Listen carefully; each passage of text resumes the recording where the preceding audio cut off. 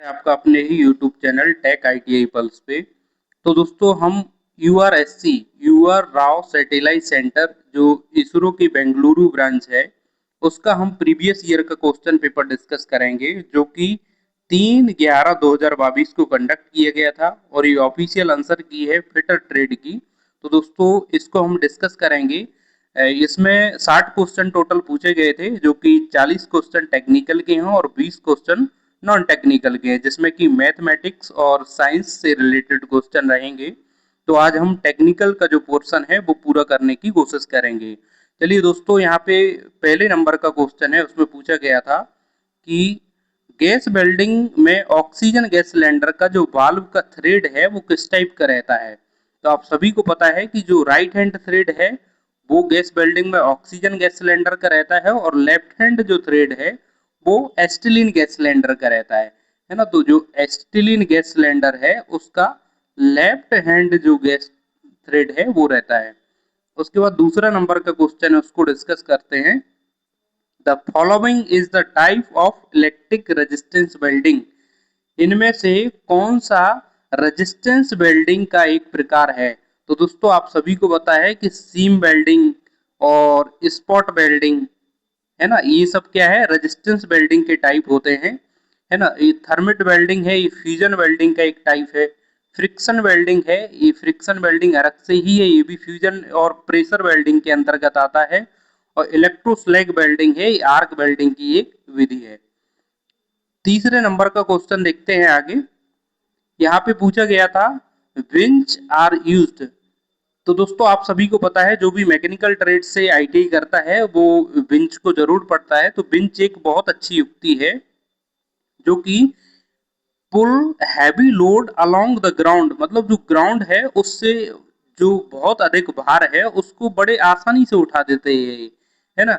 जैसे आप कहीं अगर रेलवे स्टेशन का जो गेट है उसको क्रॉस करते हैं तो जो फाटक है वो जो गेट खुलता है तो जो गेट ऐसा नीचे रहता है तो नीचे से जो ऊपर उठता है वो बिंच के माध्यम से ही, एक जो वहां पे गेटमैन रहते हैं वो गेट को उठाते हैं तो उसमें एक व्हील रहता है, उसको आसानी से घुमा के इस गेट को उठा दिया जाता है।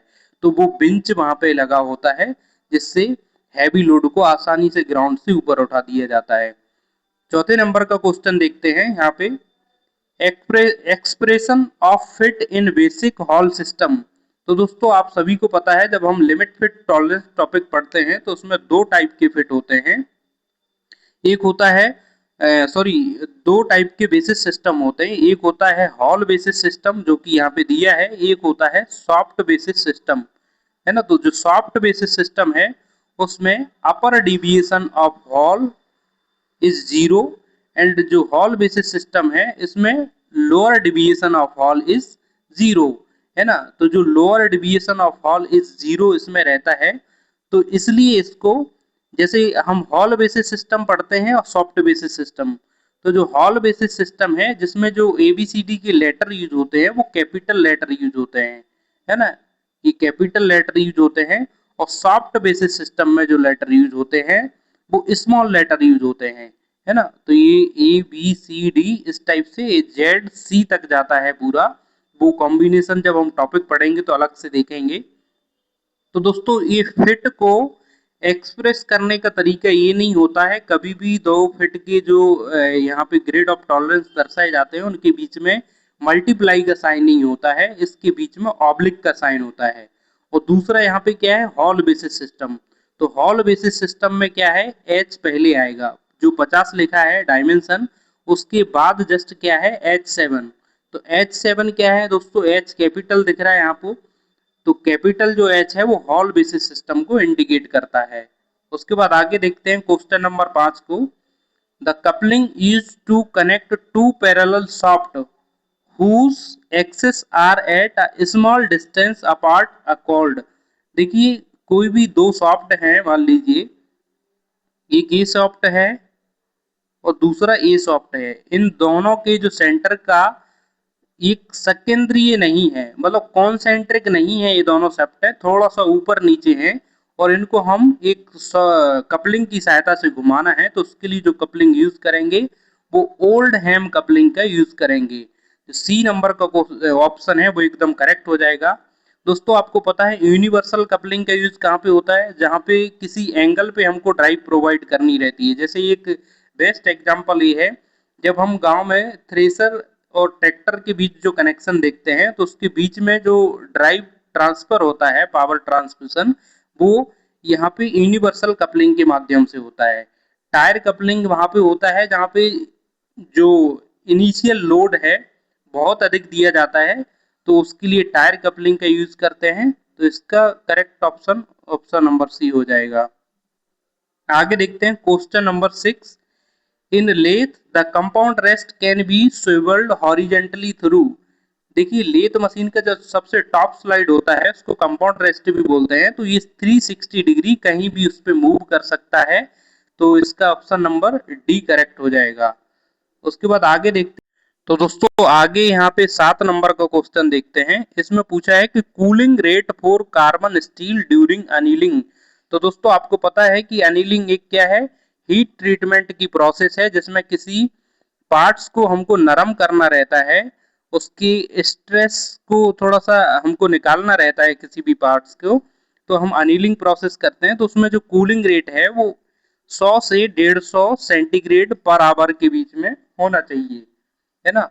अगला क्वेश्चन देखते हैं यहाँ पे 8 नंबर के क्वेश्चन में पूछा गया था, in sheet metal an operation of closing down the edge of the plates and head of the rivet to form a metal to metal joint is called। देखिए जब हम कोई भी दो धातुओं को जोड़ते हैं, दो सीटों को, जैसे मान लीजिए एक ये सीट है और एक यहाँ पे ये सीट है, इसको हमने यहाँ पे रिवेट के माध्यम से जोड़ा।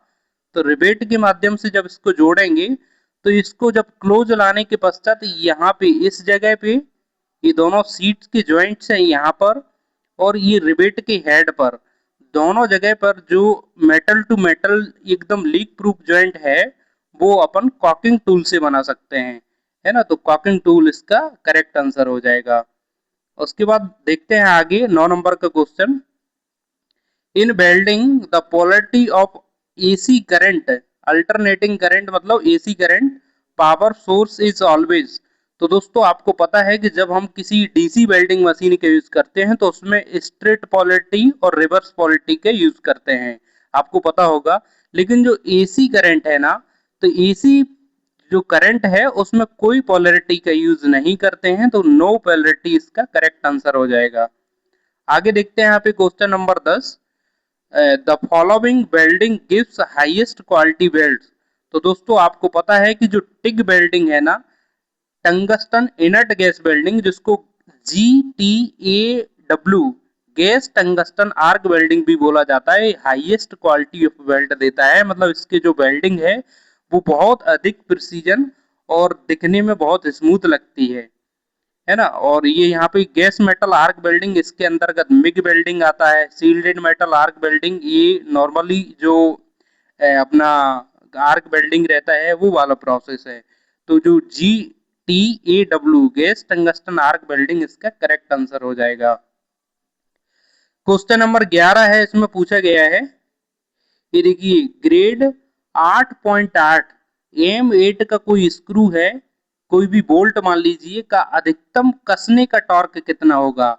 कोई भी जैसे मान लीजिए M8 का बोल्ट है तो उसको कसने के लिए अधिकतम टॉर्क कितना यूज करेंगे। तो ये अलग अलग ग्रेड के, जैसे M8 का बोल्ट है तो इसमें ग्रेड 8.8 भी होता है, 9.8 भी होता है। तो दोस्तों 8 ग्रेड है, इसके लिए 28.8 न्यूटन मीटर का जो टॉर्क है वो हम इस पे अप्लाई करेंगे, है ना। तो ये क्वेश्चन आपको याद रखना है, और आप दोस्तों ये गूगल करके, और जब भी मैं ये टॉपिक पढ़ाऊंगा तो सारे ग्रेड के टॉर्क में आपको एक एक करके लिखवाऊंगा। तो ये याद करने वाली चीज है, एकदम फैक्चुअल डाटा है। अगला क्वेश्चन देखते हैं यहाँ पे क्वेश्चन नंबर 12 में पूछा है, the caliper used for finding the centre of round bar is called, है ना। तो दोस्तों कोई भी राउंड बार है उसका हमको सेंटर फाइंड आउट करना है, तो जेनी कैलिपर का मैंने ये पिछले वीडियो में एक टॉपिक पढ़ाया आपको। तो जेनी कैलिपर का यूज हमको किसी भी राउंड बार को जो सेंटर है उसका फाइंड आउट कर सकते हैं। आगे देखते हैं यहाँ पे 13 नंबर का क्वेश्चन, एल्यूमिनियम को काटने के लिए जो चीजल है उसका पॉइंट एंगल कितना रखा जाता है। तो दोस्तों आपको पता होगा कि अलग अलग मटेरियल के लिए जो चीजल है उसका पॉइंट एंगल, जैसे मान लीजिए कोई चीजल है तो इसका जो पॉइंट है ये वाला एंगल सबके लिए अलग अलग रखा जाता है ना। ये थीटा डिग्री मान लीजिए, तो हर एक मेटल के लिए अलग अलग होता है। जैसे कि यहाँ पे एल्यूमिनियम के लिए 30 डिग्री होता है।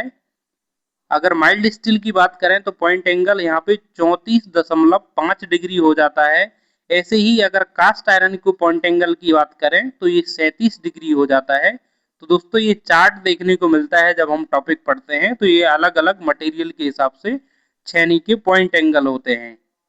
उसके बाद आगे क्वेश्चन देखते हैं, the difference between the maximum and minimum limit of basic dimension is called. दोस्तों ये लिमिट फिट जो टॉलरेंस टॉपिक पढ़ते हैं तो उसमें मैक्सिमम लिमिट और मिनिमम लिमिट के बीच जो डायमेंशनल डिफरेंस होता है उसको टॉलरेंस बोलते हैं। यहाँ पे फिट मतलब कोई भी दो ऑब्जेक्ट है उनके जो पारस्परिक संबंध है उसको फिट बोलते हैं। डेविएशन क्या है, जो बेसिक साइज और करस्पॉन्डिंग जो साइज के बीच एलजेब्रिक डिफरेंस होता है उसको यहाँ पे डेविएशन बोलते हैं। तो इसका करेक्ट ऑप्शन हो जाएगा ऑप्शन नंबर बी। आगे देखते हैं question number 15, which of the following is a non destructive testing method. तो दोस्तों आपको पता है कि जब हम वेल्डिंग करते हैं तो वेल्डिंग करने के पश्चात या किसी मटेरियल की हमको हार्डनेस, स्ट्रेस या टेंसाइल स्ट्रेंथ वो सब चेक करना है तो टेस्टिंग के मेथड होते हैं। एक होता है डिस्ट्रक्टिव टेस्टिंग और एक होता है नॉन डिस्ट्रक्टिव टेस्टिंग। तो दोस्तों जो डिस्ट्रक्टिव टेस्टिंग है उसमें जब हम टेस्ट करते हैं तो किसी भी मटेरियल को, जैसे मान लीजिए कोई राउंड बार है तो इस राउंड बार की मुझे हार्डनेस या फिर टेंसाइल स्ट्रेंथ चेक करना है, तो डिस्ट्रक्टिव टेस्टिंग में क्या करूंगा, मैं इस रॉड को तोड़ के देखूंगा। और नॉन जो डिस्ट्रक्टिव टेस्टिंग है उसमें किसी भी पार्ट्स को कोई क्षति नहीं पहुंचाते, उसको केवल मशीनों के माध्यम से उसकी टेस्टिंग करते हैं। तो ये जो रेडियोग्राफी है ना, ये रेडियोग्राफी क्या है, नॉन डिस्ट्रक्टिव टेस्टिंग के अंतर्गत आता है। बाकी ये सब डिस्ट्रक्टिव टेस्टिंग के मेथड हैं। तो दोस्तों आगे देखते हैं 16वें नंबर का क्वेश्चन। यहाँ पे पूछा गया है, इन mechanical comparators the magnification range. तो दोस्तों जो मैकेनिकल कंपैरेटर है उसमें मैग्निफिकेशन रेंज पूछा गया है। तो मैग्निफिकेशन रेंज बिटवीन 100 टू 1000 है ना, 100 से 1000 तक जो इसकी मैग्निफिकेशन रेंज है वो रखी जाती है। दोस्तों जो कंपैरेटर हैं वो कई तरह के होते हैं, न्यूमेटिक कंपैरेटर होता है, इलेक्ट्रॉनिक कंपैरेटर होता है, मैकेनिकल कंपैरेटर होता है। तो जब हम टॉपिक पढ़ेंगे तो उसमें वन बाई वन करके सभी को डिस्कस करेंगे। उसके बाद आगे देखते हैं यहाँ पे, आइडेंटिफाई द वार्निंग साइन। दोस्तों ये वार्निंग साइन है, आप सभी को पता है कि वार्निंग साइन जो भी चेतावनी चिन्ह होते हैं वो इस तरह से बनाए जाते हैं। इसका बॉर्डर पीला रखा जाता है और इसके अंदर जो भी साइन बनाए जाएंगे वो ब्लैक कलर में होते हैं। तो जो वार्निंग साइन यहाँ पे दिख रहा है वो किस चीज का है, तो दोस्तों पता है आपको कि लेजर बीम है उसका ये साइन यहाँ पे दिखने को मिल रहा है आपको। ये दोस्तों अलग अलग होते हैं, जैसे रिस्क ऑफ इलेक्ट्रिक शॉक, तो इसके लिए किस तरह से दर्शाते हैं, रिस्क ऑफ इलेक्ट्रिक शॉक के लिए इस तरीके से ये साइन होता है। तो ये रिस्क ऑफ फायर, यहाँ पे फायर में क्या होता है कि त्रिभुज के अंदर थोड़ा सा आग को बर्न होते हुए दिखाते हैं। उसके बाद रिस्क ऑफ आयोनाइजिंग रेडिएशन, तो इसके लिए क्या करते हैं, एक सर्किल पे थोड़ा सा इस टाइप से बना के और इसको त्रिभुज के अंदर रख देते हैं। तो जब हम ये सेफ्टी के साइन पढ़ेंगे उसमें हम इस चीज को देखेंगे। अगला क्वेश्चन है यहाँ पे 18वें नंबर का क्वेश्चन, इसमें नर्लिंग पूछा है। तो नर्लिंग करते हैं हम, किसी भी रॉड है उस पे हमको अच्छी ग्रिप बनानी है। जैसे मान लीजिए आपने कई बार देखा होगा कि कोई, जैसे मान लीजिए हैंडल वगैरह है किसी चीज का, तो वो हैंडल पे थोड़ा सा खुरदुरा कर देते हैं, उस खुरदरेपन को बोलते हैं नर्लिंग।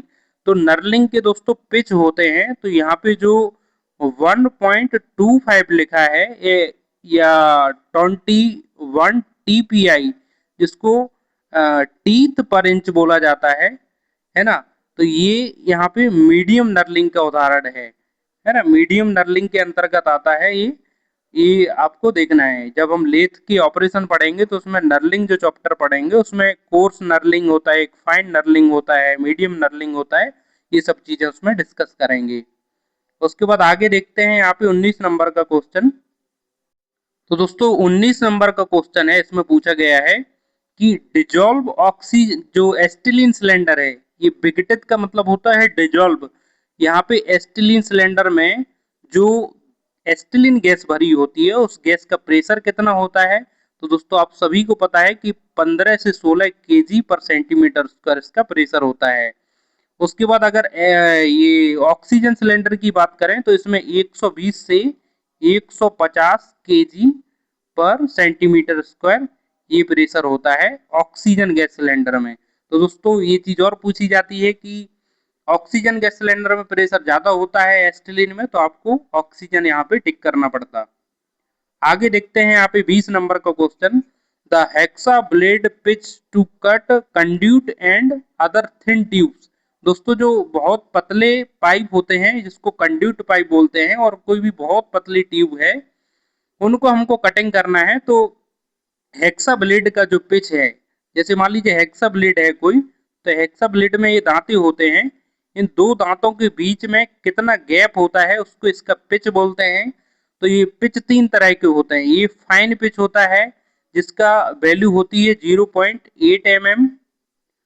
एक होता है मीडियम पिच जिसको बोल 0.4 mm इसका वैल्यू होता है, सॉरी 0.4 0 मतलब 1.0 mm ही रहता है, 1 mm के लगभग। उसके बाद एक और रहता है कोर्स पिच जिसकी वैल्यू होती है 1.8 mm। तो यहाँ पे जो कंड्यूट पाइप है उसके लिए फाइन पिच का यूज करेंगे जिसमें दांते बहुत पास पास होंगे। तो इसका करेक्ट आंसर हो जाएगा ऑप्शन नंबर बी। आगे देखते हैं यहाँ पे question number 21। These bearings are designed to take an axial and as well as radial load। दोस्तों आपको पता होना चाहिए कि रेडियल लोड क्या होता है और एक्सियल लोड क्या होता है, तब जाके आप इस क्वेश्चन को सॉल्व कर पाएंगे। तो मैं बहुत एकदम जल्दी से आपको ब्रीफ में एक्सप्लेन करता हूँ। जो रेडियल लोड होता है, जैसे मान लीजिए कोई बेरिंग है, तो बेरिंग पे जो परपेंडिकुलर लोड पड़ता है, जो परपेंडिकुलर उस पे लोड पड़ता है उसको बोलते हैं रेडियल लोड। और जैसे मान लीजिए कोई बेरिंग, ये बेरिंग है और इस पे जो सामने से ये लोड पड़ता है इसको बोलते हैं थ्रस्ट लोड, है ना। तो थ्रस्ट लोड क्या है, ये रेडियल लोड, ये समझ में आ गया होगा आपको। तो ये दोनों लोड को कौन सी बेरिंग सहन कर सकती है, तो एंगुलर कॉन्टेक्ट बॉल बेरिंग है। ये एक्सियल लोड के साथ साथ रेडियल लोड को भी लेने की क्षमता रखती है। यहाँ पे ये डी नंबर पे थ्रस्ट बॉल बेरिंग बोला है, ये केवल थ्रस्ट लोड लेने के लिए ही यूज होता है ना। एक्सियल लोड को ही थ्रस्ट लोड बोलते हैं। तो एक्सियल थ्रस्ट इस टाइप से बोला है तो इसके लिए हम थ्रस्ट बॉल बेरिंग का यूज करते हैं। और ये दोनों लोड जब पूछा जाए तो उसके लिए एंगुलर कॉन्टेक्ट बॉल बेरिंग हो जाएगा। आगे देखते हैं 22 नंबर को question. The coating factor of 1.4 to 1.5 in AC arc welding electrode falls under. तो दोस्तों जो इलेक्ट्रोड है, इलेक्ट्रोड को हम केवल वेयर यूज नहीं करते। इलेक्ट्रोड पे आप देखा होगा जो वेल्डिंग इलेक्ट्रोड होते हैं, एक वायर रहता है, उस वायर पे इस टाइप से कोटिंग रहती है, मतलब पाउडर सा लगा हुआ देखा होगा, उसको फ्लक्स कोटिंग बोलते हैं। तो इसी को बोलते हैं हम कोटिंग फैक्टर। कोटिंग फैक्टर का फॉर्मूला क्या होता है, coating factor is equal to जो यहां से यहां तक इसका डायमीटर है, मतलब विद कोटिंग जो इसका इलेक्ट्रोड का डायमीटर है वो डायमीटर विद कोटिंग, और वेयर इलेक्ट्रोड, जो वेयर इलेक्ट्रोड है उसका डायमीटर, है ना, वेयर इलेक्ट्रोड, इन दोनों के बीच में जो भाग देने पर जो वैल्यू आती है उसको कोटिंग फैक्टर बोलते हैं। तो दोस्तों ये यहाँ पे ये पूछा गया है कि 1.4 टू 1.5 किसके अंतर्गत आता है। तो दोस्तों यहाँ पे मीडियम कोटेड जो इलेक्ट्रोड है ये 1.4 टू 1.5 कोटिंग फैक्टर वाले होते हैं। और यहाँ पे अगर लाइट कोटेड इलेक्ट्रोड की बात करें तो लाइट कोटेड इलेक्ट्रोड का जो कोटिंग फैक्टर रहता है वो 1.25 टू 1.3 रहता है और हैवी कोटेड जो इलेक्ट्रोड होते हैं वो 1.6 टू 2.0 mm जो तक उसका जो कोटिंग फैक्टर है वो रहता है। उसके बाद आगे देखते हैं हम 23 नंबर का क्वेश्चन इसमें पूछा गया है। हम इस क्वेश्चन को दोस्तों जो मैंने निमी सीरीज चला रहा हूं तो उस निमी सीरीज में हमने डिस्कस किया था जब वी ब्लॉक को पढ़ रहे थे कि वी ब्लॉक का डिजिग्नेशन आपको हर एक एग्जाम में देखने को मिल रहा है आजकल। तो ये वी ब्लॉक का डिजिग्नेशन है कि एक 100 mm लंबे वी ब्लॉक है और इसमें 5 से 90 mm तक के वर्कपीस को पकड़ा जा सकता है और इस वी ब्लॉक का ग्रेड ए है तो उसको किस प्रकार से डिजिग्नेटेड करेंगे। तो दोस्तों आपको पता है कि इसको इस तरीके से लिखेंगे वी ब्लॉक, वी ब्लॉक, उसके बाद वी ब्लॉक की लंबाई है ना, वी ब्लॉक की लंबाई 100 mm, उसके बाद इसका आएगा, इसको इस तरीके से लिखेंगे, स्लैश लगाएंगे और उसके बाद इसको 5 से 90 ये इसमें पकड़े जाने वाले साइज, उसके बाद यहाँ पे ये इसका ग्रेड लिखेंगे, उसके बाद इसका आईएस नंबर। दोस्तों आईएस नंबर इसका मैंने बहुत अच्छे से बताया था कि 2949 होता है तो आईएस नंबर से भी कई बार डिफरेंट कर देता है और यही पता नहीं चलता आपको कि क्या होगा इसका आंसर। तो इसका आंसर करेक्ट ए हो जाएगा। आगे देखते हैं यहाँ पे 24 नंबर का क्वेश्चन।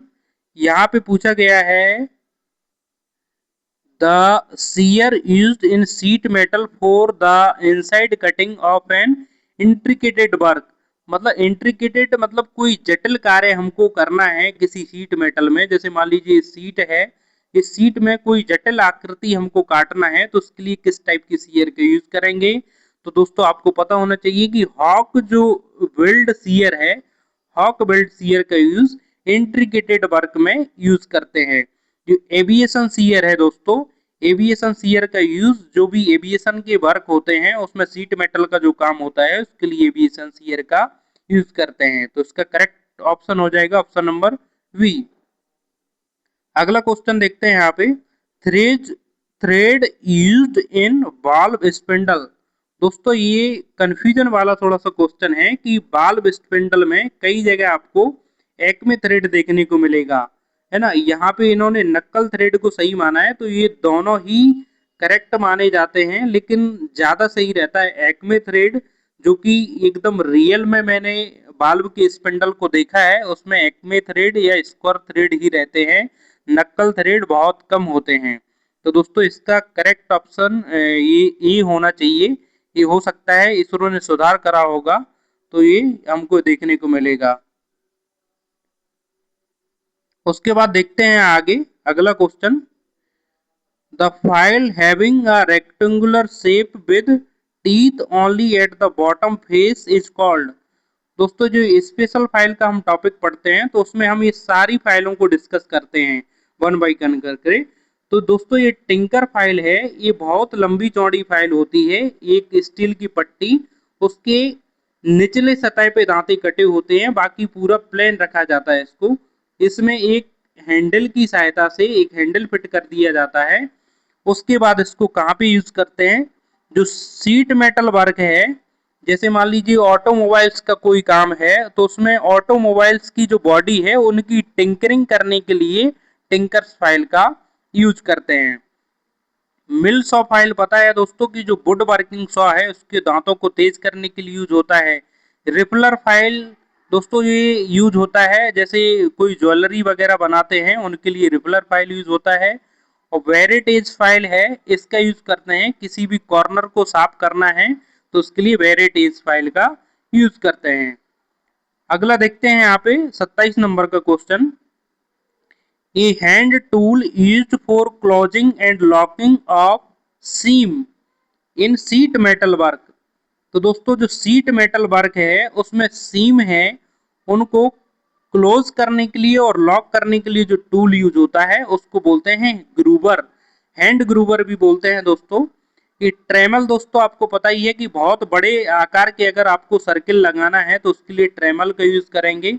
रिवेटिंग हैमर, रिवेटिंग के लिए जैसे बॉल पिन हैमर है उसको रिवेटिंग हैमर बोल सकते हैं। स्टिक दोस्तों हम जब सीट मेटल का टॉपिक पढ़ेंगे तो स्टिक को पढ़ेंगे एक एक से। 27 नंबर के क्वेश्चन के बाद हम 28 नंबर का क्वेश्चन देखते हैं। एक तार के कोर को बनाने के लिए तार के चारों ओर लपेटने हेतु धातु पत्र पर दिए गए बारिंग अनुमति का निर्धारण निम्नलिखित फॉर्मूला द्वारा किया जाता है, जहाँ तार का व्यास डी है और टी परत जो धातु परत है उसकी मोटाई है। तो दोस्तों जो सीट मेटल वर्क होता है उसमें जब इसमें इस क्वेश्चन को इंग्लिश में पढ़ते तो उसमें ये लिखा हुआ आता कि वायर जो सीम है, वायर सीम, वायर एज सीम भी बोलते हैं जिसको, तो वायर जो सीम है उसके लिए जब हम किसी सीट मेटल में यूज करते हैं तो उसके लिए जो टॉलरेंस देते हैं वो उस वर्कपीस के जो वायर है उसका 2.5 गुना प्लस उसकी प्लेट की थिकनेस, जो सीट है उसकी थिकनेस। तो इसका correct option option number A हो जाएगा। यहाँ पे 29वें नंबर का क्वेश्चन है, निम्नलिखित धातु के छिद्रण तथा परिष्करण करते समय मिट्टी के तेल के का इस्तेमाल कर्तन के रूप में किया जाता है। मतलब कौन सी धातु है जिसकी ड्रिलिंग करना है या फिर रीमिंग करना है, तो एल्यूमिनियम के लिए यहाँ पे मिट्टी का तेल का यूज करते हैं कर्तन कटिंग फ्लूइड के रूप में। तो ये ऑप्शन इसका करेक्ट हो जाएगा। उसके बाद आगे देखते हैं 30 नंबर का क्वेश्चन यहाँ पे पूछा गया है, the fuel involve class D fire. तो दोस्तों ये हम जो क्लास ऑफ फायर पढ़ते हैं तो उसमें 4 क्लास होते हैं, class A fire, class B, class C और क्लास डी, है ना। ये 4 फायर हैं। इसमें दोस्तों ये वुड है, कॉटन है, कोई भी पेपर है, ये सब इस क्लास ए फायर में आते हैं। जो दोस्तों लिक्विड की आग लगती है वो क्लास बी फायर में आते हैं।